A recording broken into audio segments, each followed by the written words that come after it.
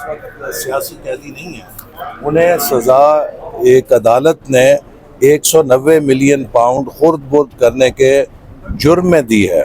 انہیں اس میں اپنی بے گناہی ثابت کرنی ہے تو وہ چھوٹ جائیں گے، لیکن اگر ان کا وہ جرم رہا تو پھر کوئی حکومت انہیں رہا نہیں کر سکتی. وہ خود ہی کہتے تھے کہ وہ قومیں تباہ ہو جاتی ہیں جس میں بڑوں کے لیے اور قانون ہوتا ہے، چھوٹوں کے لیے اور قانون ہوتا ہے. اب ایسا تو نہیں ہو سکتا کہ 190 ملین پاؤنڈ کی چوری کر کے آپ کہیں کہ مجھے رہا کر دیا جائے، اور جو کوئی 100-500 روپے جیب کترا کاٹے اس کو، یا جو کوئی چوری ڈاکہ معمولی قسم کی کرے اسے آپ جیل میں ڈال دیں، تو پھر تو یہ دوہرا معیار ہو جائے گا. تو اس لیے اصل بات پی ٹی آئی کو جو زیبا دیتی ہے وہ یہی ہے کہ وہ اپنی قانونی جنگ لڑے. ہم نے بھی جو ہمارے خلاف کیسز ہوئے تھے ان پہ این آر او نہیں مانگا تھا، ہم نے ان کا عدالت میں مقابلہ کیا تھا، اور عدالت نے ان تمام کیسز کو جھوٹا کہہ کے ہمیں باعزت بری کیا تھا. اور جو ابھی ان کے بیٹوں نے بڑا مظلوم بننے کی کوشش کی ہے کہ ہمارے والد کو دہشت گرد کی سیل میں رکھا گیا ہے، قاتلوں کے سیل میں رکھا گیا ہے، تو یہ وہی سیل ہے جس میں عمران خان صاحب نے مجھے رکھا ہوا تھا. تو اگر وہ سیل میرے لیے جائز تھا کہ جس پر ایک جھوٹا مقدمہ بنایا گیا اور کوئی سزا یافتہ بھی میں نہیں تھا، تو اگر مجھے بغیر کسی سزا کے اس سیل میں رکھنا ٹھیک تھا، وہ تو ایک سزا یافتہ ہیں، ان کے لیے تو بہت مناسب ہے وہ سیل.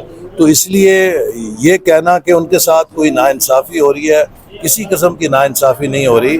جو معیار انہوں نے قائم کیا تھا اسی معیار پہ وہ تولے جا رہے ہیں. سر جو انٹرنیشنل انویسٹمنٹ آ رہی ہے پاکستان دوبارہ پھر تحریک انصاف پہ احتجاج کا پلان کر رہی ہے، اتفاق ہوا ان کی گزشتہ رات اجلاس میں، آپ کیا کہتے ہیں احتجاج کے پھر سیاست میں احتجاج شروع؟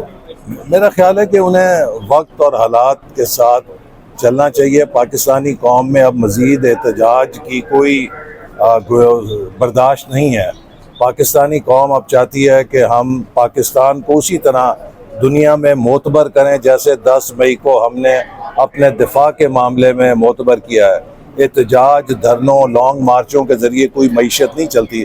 اب ہمیں صرف ایک لانگ مارچ کرنی ہے اور وہ اقتصادی لانگ مارچ کرنی ہے. ہم سب کو مل کر پاکستان کو ایک عظیم معاشی قوت بنانا ہے، اور یہی پاکستان کا ہر نوجوان، یہی پاکستان کا ہر شہری، ہر پاکستان کا مزدور، کسان، ہر کوئی یہ خواب دیکھ رہا ہے کہ اب پاکستان کو ہم ایک عظیم معاشی قوت بنائیں. لہذا جو بھی کوئی احتجاج کرنا چاہتا ہے اپنا شوق پورا کر لے، اسے عوام کی تائید حاصل نہیں ہوگی. سر انٹرنیشنل انویسٹمنٹ کی جو رخ ہے وہ تبدیل ہو چکا ہے. گزشتہ 3-4 دن سے پاکستان ایک سینٹر اختیار کر چکا ہے، تو کیا سمجھتے ہیں ایسے کون سے شعبے ہیں جن میں جو بین الاقوامی سرمایہ کار ہیں وہ پاکستان میں سرمایہ کاری کرتے ہیں؟ دیکھیے، پاکستان کے بارے میں حال ہی میں ایک جو لیڈنگ جریدہ ہے بیرنز، اس نے کہا ہے کہ جو پاکستان نے معاشی بحالی کا عمل کیا ہے اسے ایک معجزے سے کم نہیں کہا جا سکتا.